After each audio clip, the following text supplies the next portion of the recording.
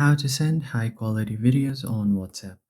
So if you guys know, if I try to send a video on WhatsApp usually compresses the video and it will degrade the quality, so the resolution might not be as good as before. So let's see how you can do it by uh, sending a high quality picture. So just tap on your chat and select a file that you want to share. So I'm just going to choose a video. Alright, so here is the video that I want to share, but here you don't see an option, so you just tap on this HD and make sure that it's set to HD quality. Now if you send this, it will be a high quality video. So if I just tap on send, this video will be a high quality video.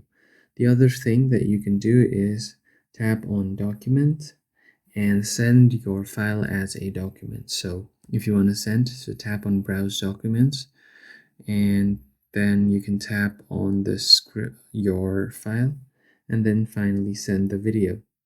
So by doing this, what this will allow you to do is send this as a file and the video quality will not be degraded, so it will be a high quality video.